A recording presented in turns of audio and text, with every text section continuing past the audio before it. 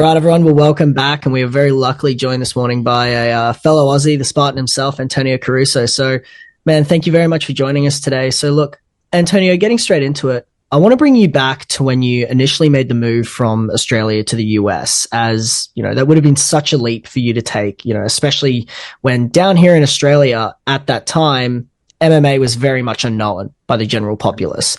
Can you talk us through the sort of the initial move to the US for training and what sort of adjustments that you had to make in your approach to training on the mats when you got over there? Well, I mean, directly with that question, I mean, with the US thing, it was, it's hard to get over there and match the level of those well-rounded fighters. Because personally, for me, my journey is, I sort of started locally. I traveled around Australia. Then I traveled international, went to Thailand, and a few European gyms. And then, I knew America was sort of the biggest stage of it all. And I got to say, through every single step, it was like everyone just kept getting more well-rounded, and then you got to America and it was like, all right, everyone knows how to do, like, either they're really, really, really good at one thing and that can carry them the whole career, or they're very good in every area. And that was, I guess, the biggest thing for me was when I got to America, it was like, wow, like these guys can wrestle, they can strike, they can, do jiu-jitsu. So I was like, I've really got to, have a well-rounded game. And lucky for me, I mean, I was quite lucky because from the beginning, I knew that was the for me, I think the best success through George St. Pierre. I sort of watched him a lot, and I thought a well-rounded fighter is a good fighter. So that was the biggest shock with me going to America, and I guess Yeah, 100%. Antonio, look, man, obviously the news came out this past week of your signing with the PFL for this year's upcoming Challenger Series. How did that all come about, and sort of how long had it been talked about before it was a done deal?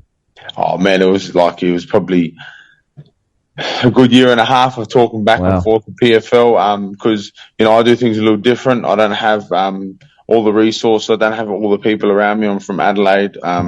You'd be lucky to find anyone who even knows what UFC is, or as they call it down here, when it's really called MMA. I still have everyone go, oh, you do UFC? I do MMA. So it's hard coming from where I'm from because I don't have the people around me. I don't have the, the resources, the management and whatnot. So I linked up with Ray Sefo, who's a great guy, and we got into a few conversations. I really liked him. He really liked me, and he just offered me to come on the be a part of PFL, and I was like, yeah, I'd love to, because just like I said before with my career, how I worked my way up through Australia, then international, and then to America was the same with what I wanted to do with my career. I wanted to, I love and respect martial arts so much that I know that I don't care if it's a direct line to the UFC or I've got to work through every single organization until I can get a title shot. So I'm happy to just fight and compete at the world's best, and I don't really care what brand it is. I just want to be rubbing shoulders with the best in the world, and I believe PFL are heading in that direction, just like One Championship are, and I was very happy to be a part of PFL. Definitely. So, Antonio, kind of switching gears a bit, I want to take you back to the Peter Bouse fight. We've heard a lot of professional fighters, most recently Sean Brady, after their first career loss, they say that a certain degree of pressure was almost taken off them in taking their first loss. Did you experience anything similar following that fight, or was it a bit of a different experience for you? Yeah, 100%. I've got to say, boys, one thing I've learned through in life is when things are, I guess, like, for instance, Sean Brady, he said the pressure was off his back. You hear many fighters say those quotes and those comments. I've got to say I felt pretty much the exact same thing. When it happened, of course, it was, I hurt a lot, man, and not just physically, but mentally, took a bit of a hiding that day. But, it was, man, it was like, all right, that pressure's off my back. And the biggest thing that it done to me too, as well, that I personally took away from it was that I literally, like, can I swear on here? Yeah, of course. Go for it. It's the internet. Well, I had my fucking ass kicked, man. I got beat up really badly, man. I went into that fight way overtrained. I made a lot of bad decisions in terms of preparation because, once again, like I said, I don't have the resources around me. I'm learning as I go. It was my first international fight against an international opponent. Let's just say I didn't respect the event and what it was, and I paid the biggest price, and I copped a bit of a hiding that day. And not only did the pressure of what happens when I lose is what's going to happen was off my back. I took, like I said, a really bad beating, and I was like, 2 days later, I was like, well, yeah, when are we fighting again? You know what I mean? You realise, it's just a job, man. Sometimes, like with you boys and your show, sometimes you have a good interview, sometimes you have a bad interview. 100%. Life goes on, move forward. That's I think they're a true warrior spirit. So, and that's what I did. And I proved it to myself that, I have what it takes to be one of the best guys in the world. And that fight there is a fight that I'll never ever forget. So, me and Peter actually, we're still very good friends. We stay in contact. We still communicate. I still want to fight him again to prove my point. But I love him. He's a good man, good family man. And he taught me a great lesson that day. Awesome. Antonio, look, man, the PFL has definitely up their game over the last year or two, and really kind of stood out as the alternate promotion aside from the UFC. And I'd argue that the PFL is the second best promotion or most well-known promotion in the world right now. I think it's kind of overtaken Bellator in that sense. What are your thoughts on PFL as an organization as a whole? Honestly, everyone that I spoke to, because when I started making contact with PFL, I was like, I know a lot of the boys in the US were involved with the PFL or were involved with the PFL, and everyone that I spoke to who's with them or was with them have nothing but good things to say about them. They look after the fighters. They're there for the fighters. Like I said, Ray Sefo runs the show. Ray Sefo, is a legend in the fight world. He's called me directly multiple times throughout the last couple of months leading up to this fight, have conversations, have chats, help me, lead me in the right direction. So I personally believe they're really there for the fighters, and that's because every brand has to come up with a point of difference to the UFC. Let's be honest, they're the biggest and the best. Everyone, you can either be the same as them and not catch them, or you can change a point of difference. And I think the big point of difference for the PFL is that if you come to us, we will look after you and we will give you love. You know what I mean? Even you see with the Jake Paul thing, they want to bring in the pay-per-view points for the fighters. It's massive. Yeah, it's massive. You have an opportunity. If you win, you keep on progressing and up until the point that everyone wants, which is the belt and the money. I think it's a great concept. I think it's a great brand. And like I said, everyone that I spoke to, they love being there. So I can't wait to get involved. Definitely. So, Antonio, as your base prior to really getting into MMA was jiu-jitsu, I'm sure like me, you're absolutely excited to see the real growth that jiu-jitsu has seen, particularly in the last sort of few years. Now when you have organizations like ONE and the UFC, beginning to hold more grappling events and grappling super fights, is there any particular jiu-jitsu practitioner out there that you would really like to test your jiu-jitsu against in a grappling match? To be honest with you, it's something that I don't often think of, but I would love, because I'm going to put this out, that you guys can break the news. This is a big scoop for you boys. Back in the day, as a purple belt, I beat Craig Jones. All right? There you go. You tell Craig, because he's from Adelaide as well, and it was so funny. I fought him as a blue belt and I beat him. I fought him as a purple belt. He beat me. I beat him. And that's one guy I got to say I would love to just grapple with, just to see how far his game is.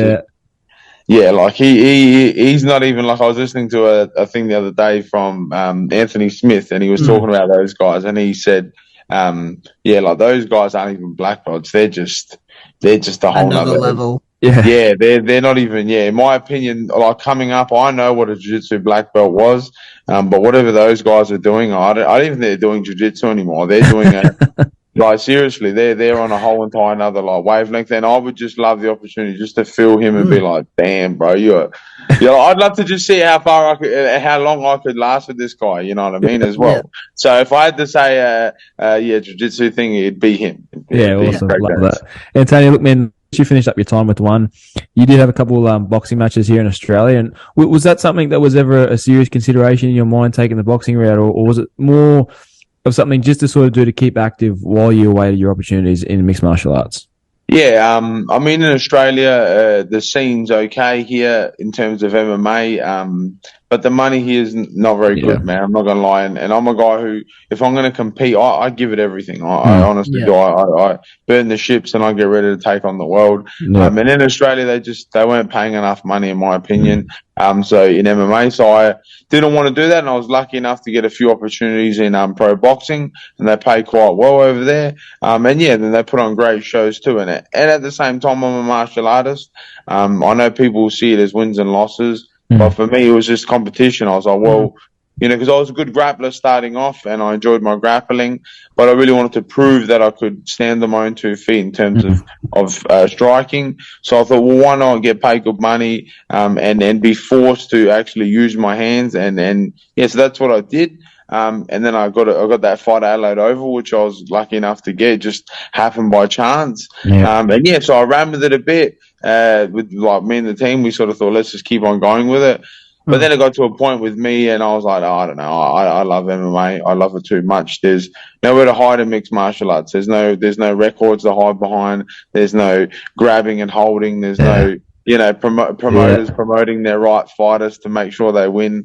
MMA, it's dog eat dog out there, and I don't know, something about that I really enjoyed that part of, martial. Like I said, I'm a martial artist and I wanted to fight the best. And if I win, I win. If I lose, I lose. I don't want to, go up against these, because I had a few fights that, one of my draws, I was like, how did I draw that? I beat the guy like by a mile, but that's boxing. And I was like, it is what it is. So I just move on and went back to MMA and I love it back there. Yep, for sure. And Antonio, that kind of leads into my next question with you talking about how, you are just a martial artist at your core. And I saw a while back that you got to get some work in at Phuket Top Team. And, so many fighters have spoken about how by going to Thailand and training at, some of those big gyms, it really just immerses you to another degree in the world of martial arts and the culture.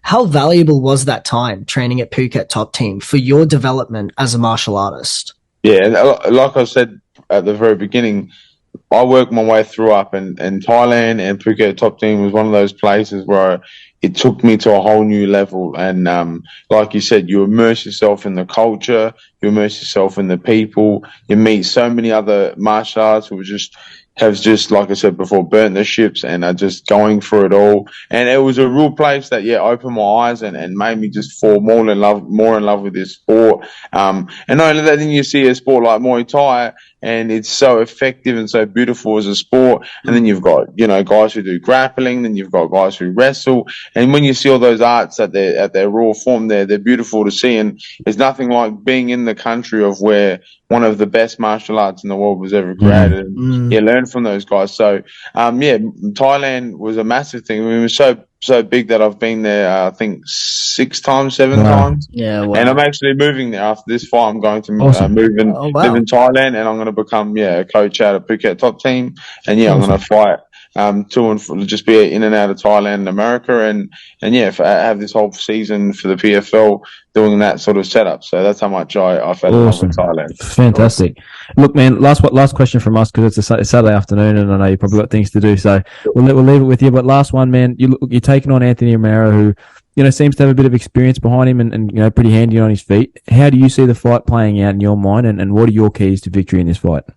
I mean, with the fight, how it's going to play out, it can only play out one way, boys. You know what I mean? I don't get in anything unless I know what I'm going to do. So, in my mind, Romero's going down any way possible, whether that's through right to the end decision, whether that's the first punch knockout or a submission, I don't know. But I'm going to beat him in every area, and that's what I feel is going to be. Like I said right at the start, we're now in an era of fighting where people know how to do everything. They know how to wrestle, they know how to do grappling, they know how to get up, they know how to put people down, they know how to strike. So I feel like Anthony's a very well-rounded fighter. He actually reminds me a lot of myself, even the way he looks, even the way that he fights. I was like, well, he's very similar to me, but I just don't think he's got what it takes to beat a guy like me. I'm on a whole nother level, and I'm willing to show it to him. He's a good, young, enthusiastic guy to fight.